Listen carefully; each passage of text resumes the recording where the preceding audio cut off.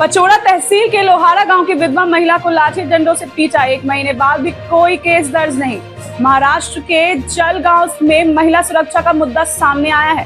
पचोड़ा तहसील के लोहारा गांव की रहने वाली विधवा महिला अलकाबाई वाबिस्कर को पड़ोस में रहने वाले एक युवक ने डंडे से पीटा और उसके हाथ में चोट पहुंचाई। इस घटना को 1 महीना हो गया, फिर भी पिंपल गांव हरेश्वर पुलिस ने केस दर्ज नहीं किया। इस बात से महिला परेशान है। पीड़ित महिला ने बताया कि पिंपल गांव हरेश्वर पुलिस मामले को दबाने की कोशिश कर रही है। पीटने वाला युवक खुलेआम घूम रहा है। महिला और उसके बेटे को जान से मारने की धमकी दे रहा है। इस बात से परिवार में डर साए जी रहे हैं।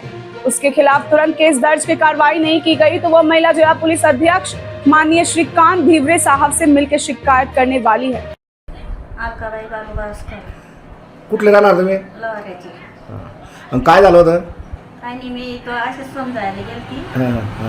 समजायला गेली त्यातले तर दारू पिऊन गाळ्या देतो बार. कोण? पुतण्याचा शेजारचा. नाव काय त्याचं? त्याचं जितेंद्र लक्ष्मण वाबिस्कर. हां. तो बार गाळ्या दारू पिऊन गाळ्या देतो. असं 5 वर्षापासून चालू आहे. पण आम्ही सोडून देत होतो की दादा आपला आहे. पण तो गाळ्या शिया करायला लागला. मी त्याला समजायला गेली. मग त्यानं काय करलं, कशाला मारहाण केली त्यानं? कशानं म्हणजे मी त्याला असेच तो गाळ्या द्यायला लागला दारू पिऊन. मी त्याला समजायला गेली. मग त्यानं काय केलं? मग त्यानं काय करलं, काडी घेतली आणि डोक्यात टाकत होता तर मी असा हात केला. हात करताना मला हातावर बसली. हातावर बसतानाच मला हात टिचला. फ्रॅक्चर झालाय. fracture. या संदर्भात पोलीस स्टेशन गेले होते का? हा, गेलो होतो पोलीस स्टेशनला. 1 महिना झाले आम्ही पोलीस स्टेशनच्या पायऱ्या चढून राहिलोय. पण ते आमची गोटच घेऊन राहिली ती. आम्ही गेलं की आम्हाला ते पिंपळगाव दाखवायचा. पिंपळगाव झालं की हे दाखवायचा गावचं. म्हणजे प्रकरण दडपण्याचा प्रयत्न त्यांचा चालू आहे. चालू आहे त्यांच्याला. पण आता आपण काय करणार? आता दाखल झालं, आपण वरिष्ठ अधिकाऱ्याकडे जाणार आहे का?